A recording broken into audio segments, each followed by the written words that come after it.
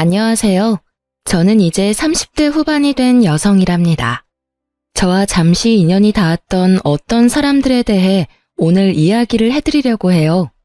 남편과 저는 만남이 많은 배드민턴 동호회에서 만나게 되었어요. 남편이 먼저 적극적으로 접근해왔죠.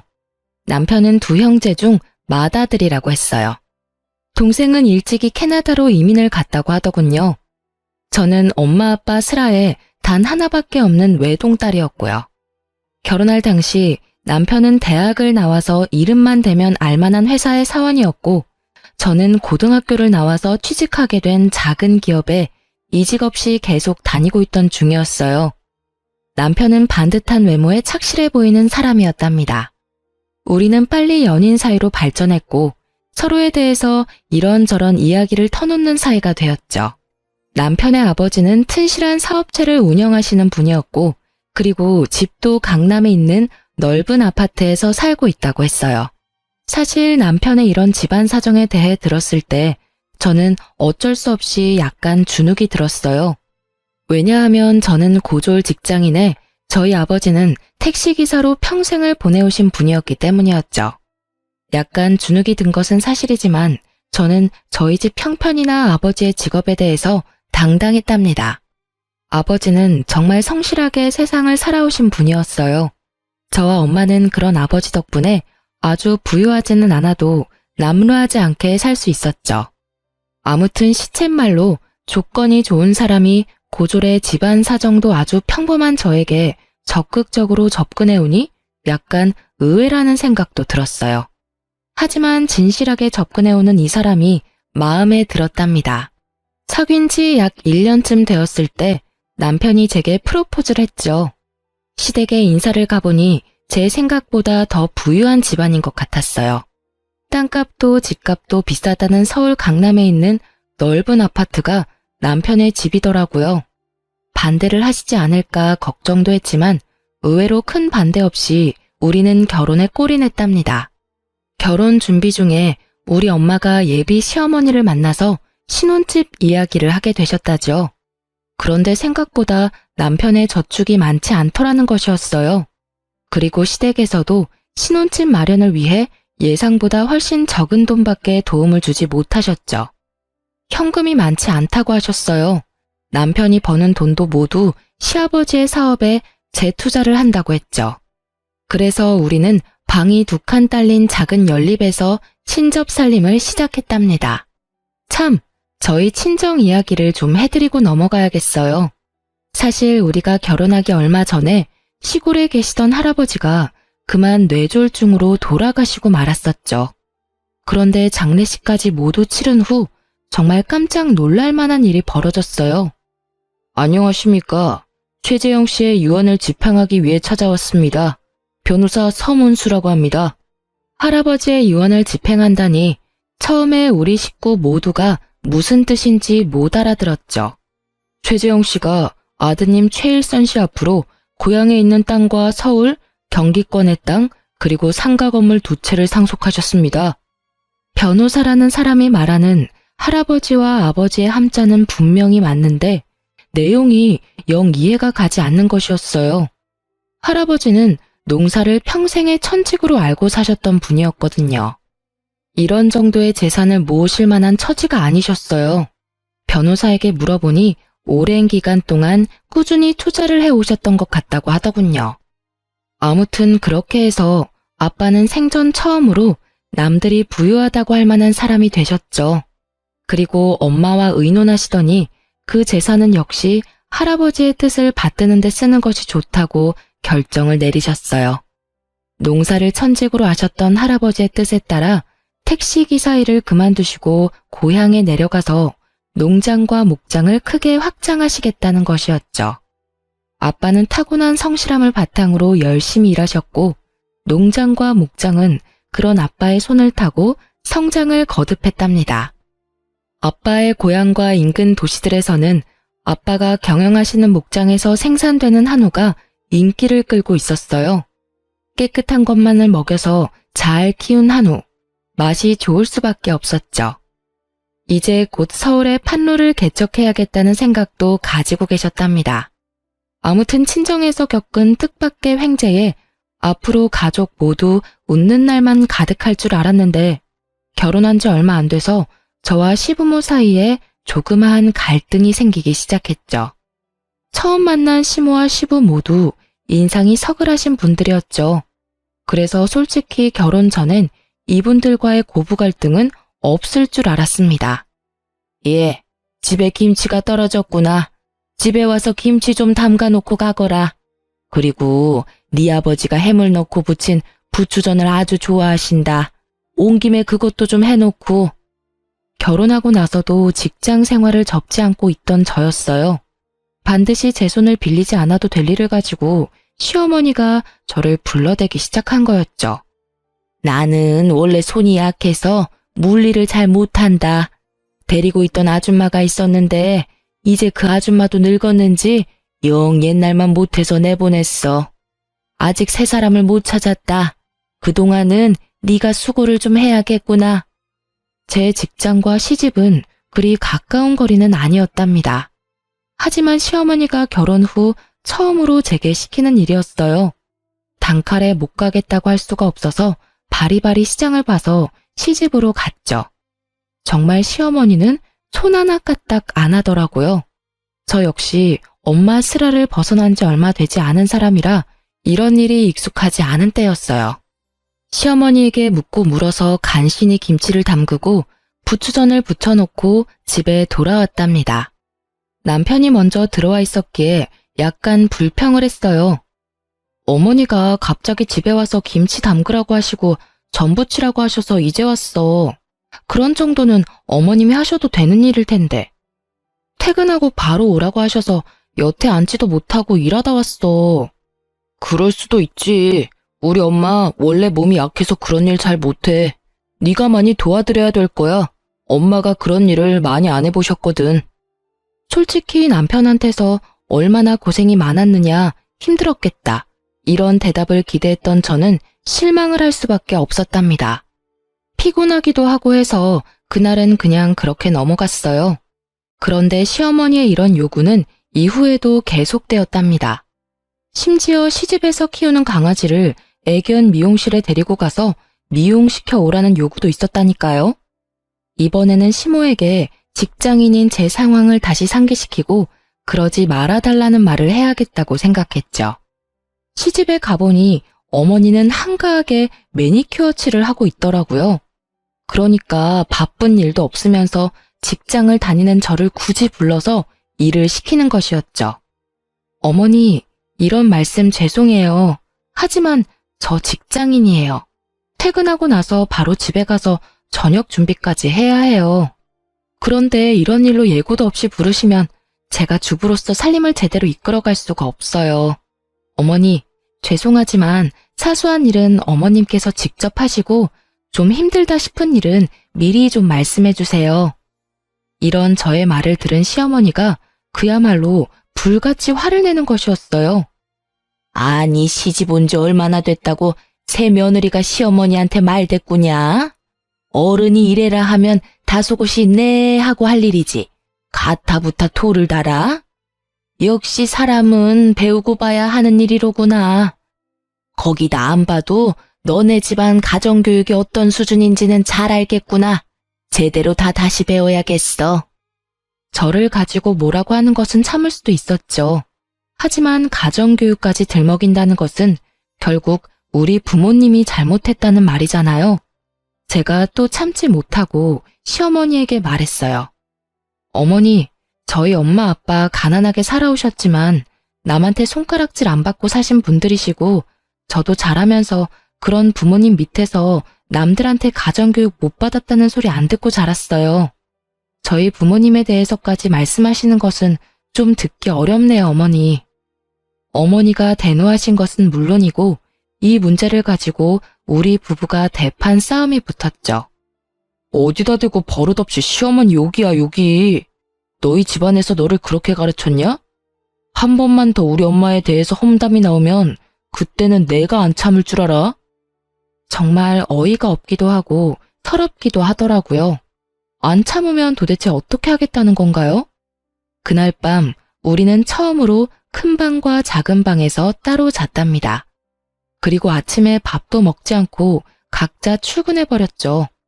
그리고 저녁에 퇴근을 해보니 남편이 이미 퇴근해 있더라고요. 자기 벌써 퇴근한 거야? 왜 이렇게 일찍 퇴근했어? 나 그 회사 그만둬버렸어. 내 능력에 비해서 월급을 적게 주는 것도 마음에 안 들고 사실 하는 일이 그다지 적성에 맞지도 않았어. 뭐?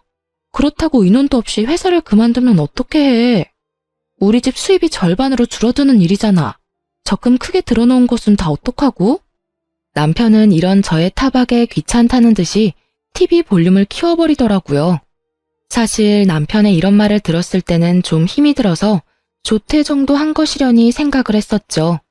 그런데 다음날 아침이 되어 남편을 깨우니 짜증을 내는 것이었어요. 자기는 자는 때 깨우는 것을 제일 싫어한다나요? 그러고는 정말로 출근을 안 하더라고요. 정말 황당하기 이를 데 없었죠. 결혼하고 나서 아직 첫 월급도 가져다 주기 전이었어요. 며칠을 그런 식으로 빈둥거리기에 제가 일을 찾아야 하지 않겠느냐고 잔소리를 시작했죠. 일을 찾기는 할 텐데 모바일 게임 쪽으로 좀 생각해 보려고. 그러다 보니 최신형 컴퓨터가 필요한데 말이야. 장인어른한테 컴퓨터 최신형으로 하나 사달라고 부탁 좀 드려봐. 저는 이 말을 듣고 정말 의아했어요. 갑자기 우리 집에다가 최신형 컴퓨터를 사달라고 하라뇨. 제가 당황해서 뭐라고 대답을 못하고 있자 제 취업을 위해서니까 처가에 간절하게 부탁해보라는 것이었어요. 입이 떨어지지 않았지만 결국 친정에 전화를 걸어 상황을 설명하기 시작했어요. 저희 생활비가 달린 문제라고 생각하니 별 수 없더라고요. 결국 남편의 바람대로 친정아버지는 300만 원이 넘는 돈을 지원해 주셨죠. 다른 것도 아니고 일을 찾기 위해서라고 하니 이 아빠가 컴퓨터 사주마. 요즘은 그 뭐냐 집에서 하는 재택근무도 많다고 하니 너무 잔소리하지 말고. 이렇게 해서 최고 사양을 갖춘 컴퓨터가 우리 집에 오게 되었답니다. 뭐야? 일을 찾는다면서 게임만 하고 있잖아. 이게 벌써 며칠째야. 잠도 거의 안 자고 게임만 하는 게 일을 찾는 거야? 아이씨, 말 시키는 바람에 캐릭터가 죽었잖아. 나 컴퓨터 할 때 말 시키지 말라고. 알았어? 이후로 남편의 행동은 그야말로 반백수도 아니고 백수 그 자체였어요. 거의 밤을 새고 게임에 열중하고 아침에는 일어나지도 못했죠. 제가 조금 일찍 퇴근을 하는 날이면 그 시간까지 자고 있기도 했어요. 밤과 낮이 완전히 바뀐 생활을 하고 있었고 먹는 것도 컴퓨터 책상까지 갖다 바쳐야 먹더군요. 남편은 이런 식으로 한 계절을 다 보내고 있었어요. 늦가을, 이제 조금 있으면 또 한 해가 가겠죠. 이제는 아이 가질 생각도 해야 할 텐데 남편은 마치 오늘만 살고 내일은 안 살 사람처럼 행동하더군요. 그러던 중 시집에서 또 전화가 걸려왔죠. 가뜩이나 남편 때문에 짜증이 나 있던 저는 정말 전화를 받기가 싫더라고요. 보나마나 또 뭔가 자신이 직접 할 수 있는 일을 저에게 시키려는 시어머니의 전화가 거의 틀림없었으니까요. 그치만 어른이 부르시니 시댁으로 가보았죠. 예, 이번에는 김장을 좀 많이 담가야겠다. 네 시아버지 사업 때문에 손님도 많이 오실 테고 지난 해에는 내가 친척집에서 많이 얻어다 먹어서 이번에는 좀 갚아줘야 한다. 100포기만 담가라. 어머니, 설마 김장 100포기를 저 혼자 하라는 말씀은 아니시죠? 친척분들 중에서 도와주실 분이라도 오시나요? 김장 100포기가 뭐 그리 대단한 일이라고 도와줄 사람까지 찾고 그러니? 옛날에는 200포기, 300포기도 담고 그랬다. 어른 말에 또 토달지 말고 재료 주문은 내가 다 해두었으니 오는 대로 100포기 담가놓고 가거라. 저는 제가 집에서 살림만 하는 입장도 아니고 설사 살림만 하는 사람이라도 혼자 김장 100포기를 한다는 것은 불가능하다고 시어머니에게 분명히 말했어요. 어머니, 급하게 인력회사에 전화해서 도와주실 분이라도 구할게요. 그것도 한 분만 불러서는 안 될 것 같아요. 적어도 세 사람은 있어야 될 것 같아요. 옛날 200포기, 300포기는 마을에서 돌아가면서 품앗이를 한 거잖아요. 지금은 그럴 일도 없고요. 제가 사람 부를게요, 어머니. 시어머니가 또 그 기분 나쁜 가정교육 타령까지 포함해서 저에게 쓴소리를 했죠. 저는 결국 제 뜻대로 인터넷에서 근처 인력회사를 검색해서 급히 도와줄 사람을 2사람 불렀답니다. 3사람이 했는데도 김장 100포기는 장난이 아니었어요. 김장을 다해 김치통에 담을 때까지도 시어머니는 소파에 앉아서 말로만 김장을 담그더라고요. 이래라 저래라 하면서 결코 움직이지는 않는 거였죠. 김장 100포기를 다 하고 일어서려니 아이고 소리가 저절로 나오더군요. 이걸 혼자 하라고요? 3박 4일 동안 해도 모자랄 일이었어요. 저는 어느새 새하얀 웨딩드레스를 입고 행복한 첫 발을 디디던 새 신부였던 저와 지금의 저를 비교하고 있었어요. 남편, 시어머니 모두에 대해서도 정말 그때는 상상할 수 없었던 일들이 벌어지고 있는 것이었죠. 팔, 다리, 어깨, 허리 안 아픈 곳 없는 상태에서 전철을 타고 집으로 가는 길. 어쩌다 주머니에 손을 넣어보니 인력회사의 용역비를 카드로 긁고 받은 꾸깃한 영수증이 손끝에 잡히더라고요. 그냥 종이 한 장일 뿐인데 그걸 보니 마치 제 결혼 생활이 이렇게 꼬깃꼬깃해지는 것 같다는 생각이 들더군요. 사람들이 보지 않도록 창 쪽으로 얼굴을 바싹 기댔어요. 눈물이 몇 방울 흘러 바닥으로 떨어졌죠. 시간은 오밤중, 전철 안에 사람도 거의 없었어요. 안고 싶었지만 눈물이 남들에게 보일까 봐서 굳이 서서 울었답니다. 그리고 집에 돌아와 보니 한참 남편이 활동할 밤 시간이었어요. 컴퓨터 게임을 하는 시끄러운 소리가 온 집안에 진동을 하고 있더군요. 저는 들어서자마자 손에 잡히는 대로 베개를 집어서 남편에게 던져버렸어요. 아씨, 이게 무슨 짓이야? 어디서 늦게 들어와선 행패야 행패가. 나 컴퓨터 할 때 방해하지 말랬잖아. 저는 남편의 등을 아주 펑펑 두드려 패주었어요. 그리고 울면서 말했죠. 이러려고 나하고 결혼했니? 이렇게 백수로 게임이나 하고 놀고 싶어서 나더러 너 먹여 살리라는 얘기였어? 그리고 너네 집 식모살이 하라는 얘기였냐고. 미쳤어? 갑자기 또 왜 이래? 먹여 살렸으면 1년을 먹여 살렸어, 2년을 먹여 살렸어. 고작 몇 개월 일 개발하겠다는 사람한테 이게 무슨 짓이야? 개발 같은 소리 하지 말라고 하고는 다른 방으로 들어가서 문을 쾅 닫아버렸어요. 그리고 지하철을 타고 오면서 조금씩만 울었던 울음을 다 울었죠. 엄마 아빠가 너무나 보고 싶고 저를 눈에 넣어도 안 아플 듯 귀여워해 주시던 할아버지도 너무 보고 싶었어요. 이렇게 제 결혼 생활이 엉망진창으로 꼬여가던 중에 그래도 제게 기쁜 일이 하나 생겼답니다. 그것은 아빠가 서울에 오실 일이 많아졌다는 것이었어요. 아빠가 한우에 서울 판로를 찾고 계셨는데 아주 유능한 유통업자 한 분을 알게 되셨다는 것이었죠. 일을 시작한 지도 오래된 사람이었는데 그동안 공급을 받던 공급자와 최근에 공급 계약이 끝난 상태였대요. 이 유통업자가 고향에 직접 내려와서 생산 과정을 모두 까다롭게 체크하고 맛도 보고 가더니 아빠와 공급 계약을 맺고 싶어 한다는 것이었어요. 아빠도 물론 이 사람이 얼마나 많은 판로를 가지고 있는 사람인지 꼼꼼히 알아보셨죠. 믿어도 좋을 사람이라는 판단이 서셨던가 봐요. 그래서 이 김 사장이라는 유통업자와 아빠가 계약을 맺었고 이제 우리 한우가 본격적으로 서울로 진출을 하게 된 것이었죠. 따라서 아빠의 서울 일이 많아졌고 저는 아빠를 좀 더 자주 뵐 수 있었죠. 이 녀석아, 왜 이렇게 여유였어? 회사 다니랴 살림하랴 바빠서 그런 거냐? 그리 힘들면 회사를 그만두는 것도 생각해보려무나. 마르긴요. 요 며칠 속이 좀 안 좋아서 밥을 좀 적게 먹었더니 그렇게 보이나 봐요. 회사를 그만두긴요. 언제부터 다닌 회사인데요. 굳이 저를 보겠다고 같이 올라오신 엄마가 말씀하시더군요. 자식에 대한 부모의 마음이라는 것이 얼마나 깊고 예민한지 그 말 한마디에 눈물을 훔치고 말았습니다.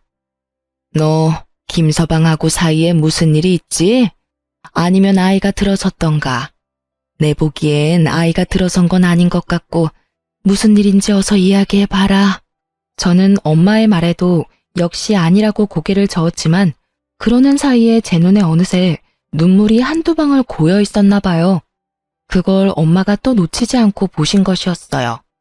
엄마가 저를 계속 다그치셨죠. 결국 눈물이 터져버렸고 그간 있었던 일들을 모두 이야기할 수밖에 없었답니다. 엄마, 아빠, 나 어떡하면 좋아요? 김서방이 일할 생각을 전혀 안 해요. 게임 개발한다고 컴퓨터 사주신 걸로 그냥 게임에만 빠져 있어요. 그리고 시어머니도 애초에 생각했던 그런 분이 아니에요. 제 얘기를 다 들으신 엄마는 계속 울먹이는 저를 다독이셨어요. 아마도 김서방이 회사를 그만둔 지 얼마 안 돼서 허해서 그럴 수도 있다는 말씀이셨죠. 아빠 역시 그런 말씀을 하시더군요. 그렇다면 얼마나 좋겠어요. 하지만 저는 이미 남편과 시댁에 대해서 거의 반 이상 포기하고 있는 상태였답니다. 사람이 촉이라는 게 있잖아요. 잠시 저러다 말 것인지 원래 그런 사람인지 말이에요. 그런데 지금 제 눈에 남편과 시어머니는 원래 그런 사람이었어요. 아빠가 저를 다독이시면서 김서방을 만나서 잘 말해볼 것이니 마음 가라앉히라고도 하셨죠. 저는 그러지 마시라고 했어요. 제 속 하나 상하는 것도 기가 막혀 죽겠는데 아빠까지 속상하게 만들고 싶지 않았으니까요.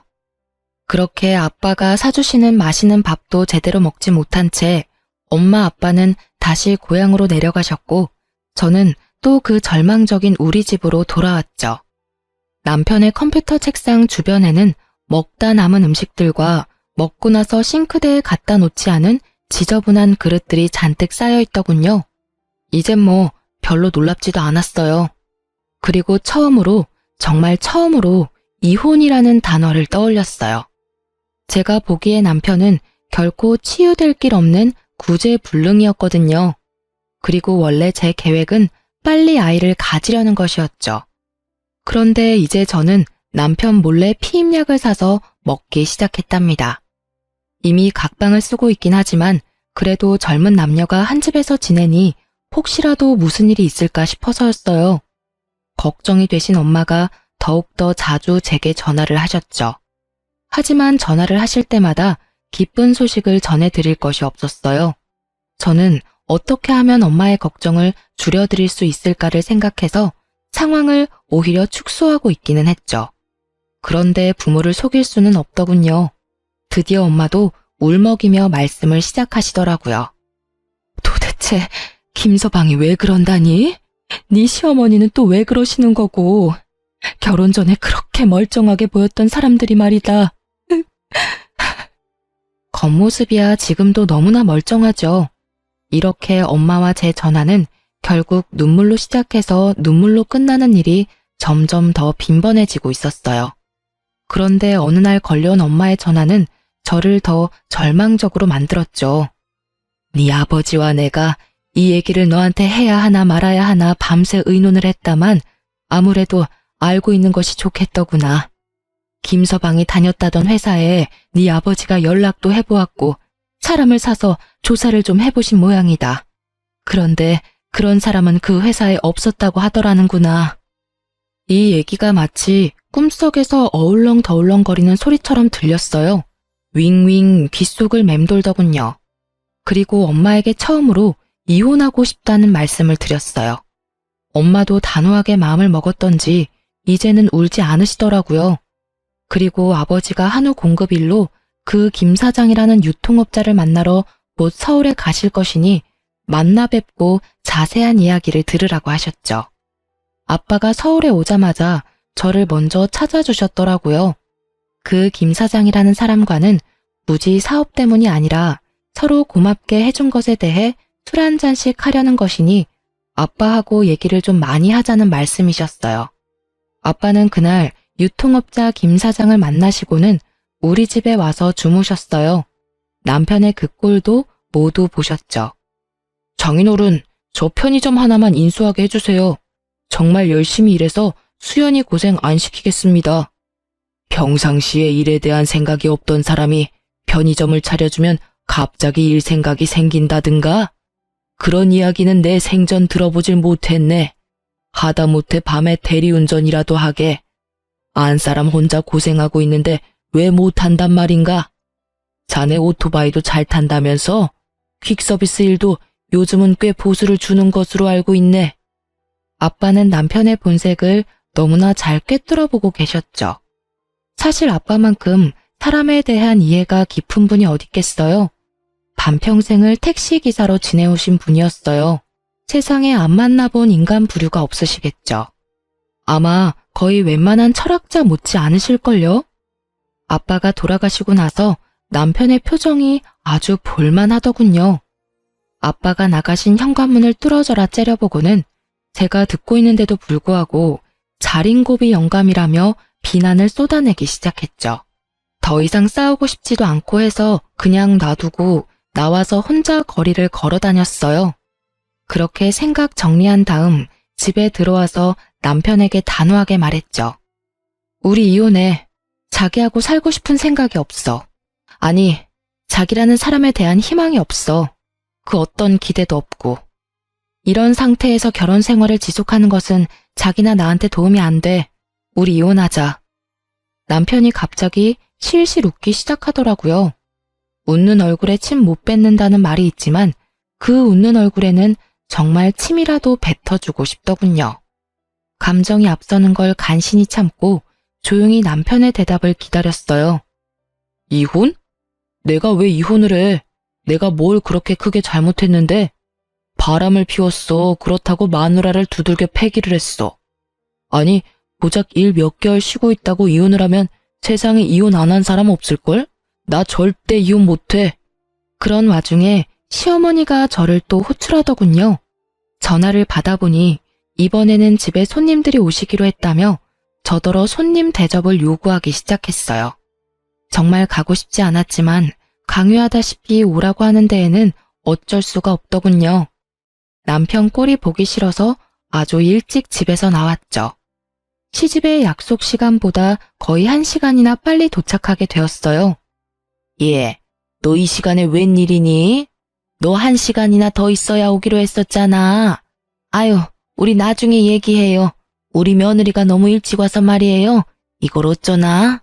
시어머니가 마침 어떤 손님과 얘기를 나누고 있었어요. 그런데 시어머니가 눈에 띄게 그 손님을 자꾸 밖으로 밀어내려고 하는 거였어요. 아유, 왜 이렇게 사람을 밀어요? 하던 얘긴 마저 해야지. 재계약 문제 어떻게 할 건지 아직 말 안 끝냈잖아. 집 재계약할 거예요? 아니면 나갈 거예요? 이분이 이게 다 무슨 말씀일까?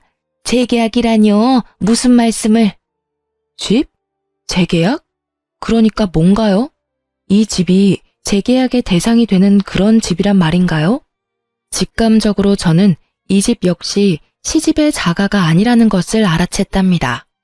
집주인으로 보이는 사람이 떠밀려서 문 밖으로 내쫓기다시피 나가기에 제가 얼른 그 사람을 따라 나갔어요. 시어머니가 뒤에서 발을 동동 구르고 있더라고요.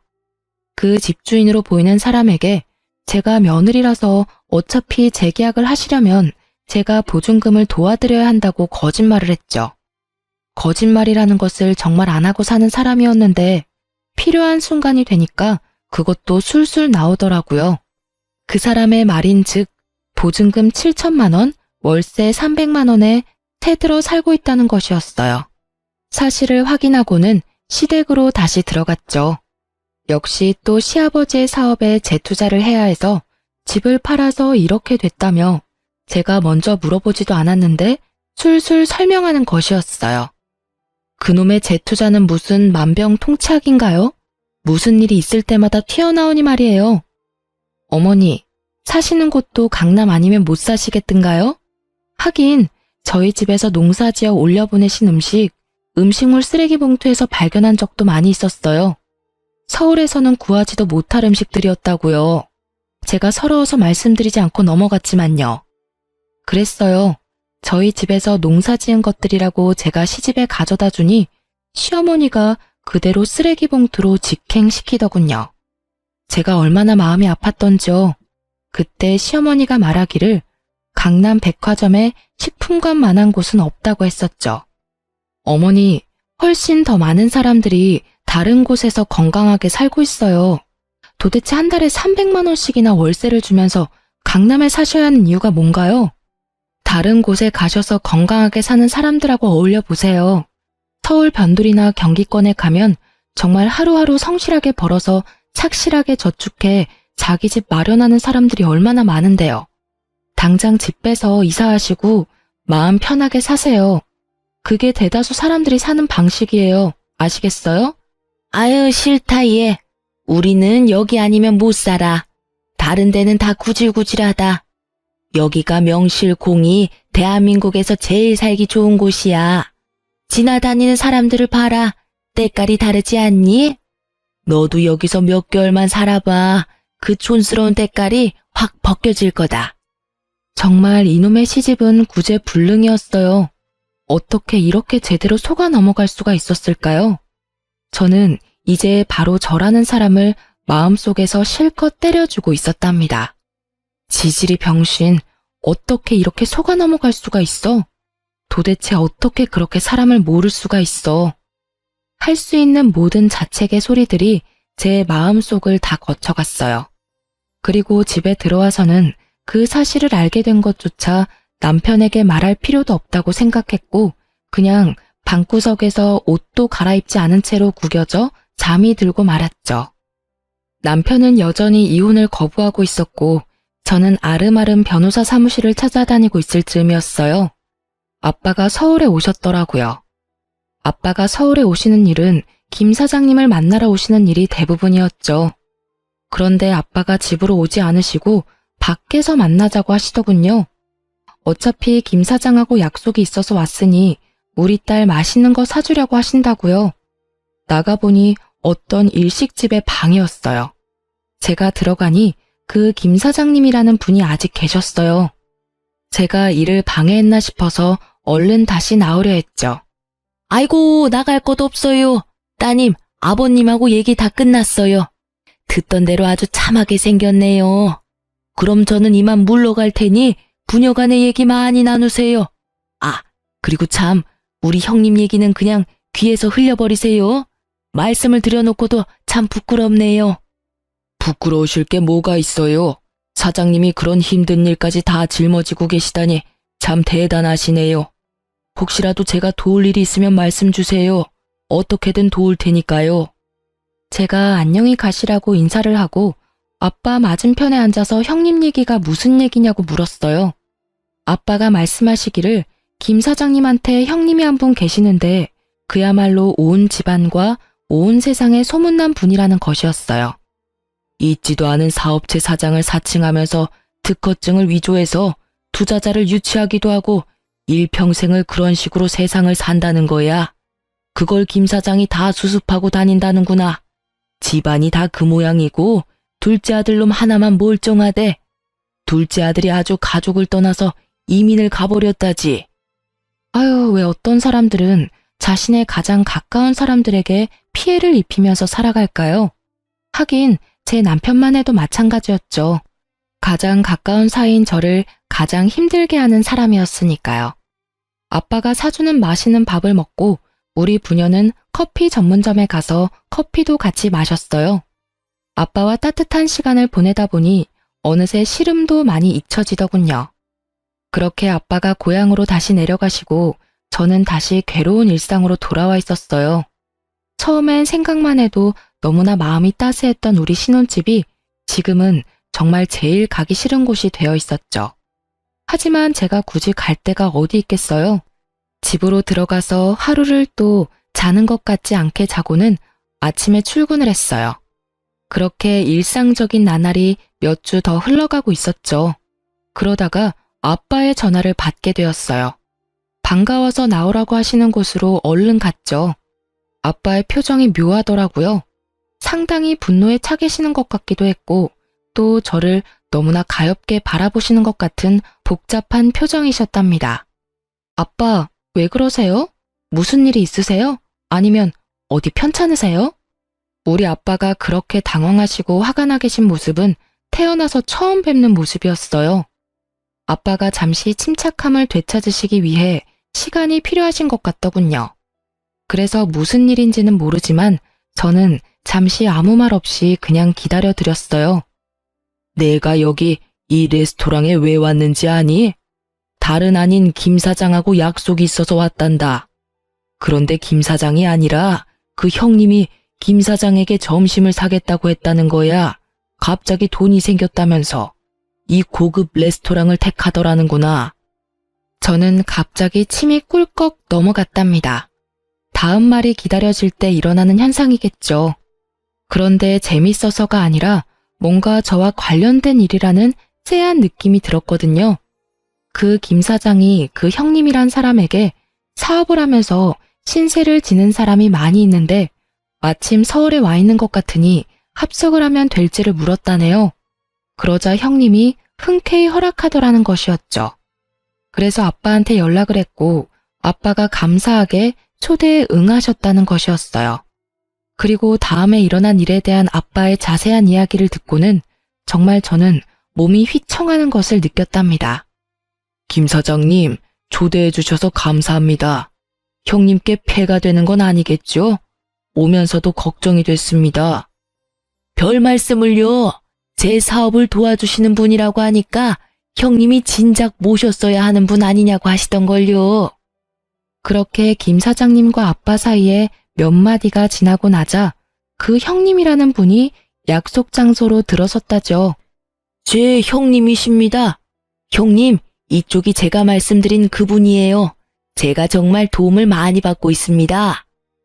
아니, 이게 어떻게... 사돈 어른이... 아니, 사돈이 김 사장님 형님이셨다고요?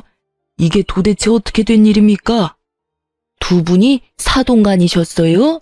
해식이 장인어른이시라고요, 이분이? 제 딸의 시아버님이 분명히 맞습니다. 그러니까 제 사위의 아버지가 되시겠지요. 저 손님을 초대해놓고 죄송하지만 저 화장실 좀 먼저 다녀오겠습니다.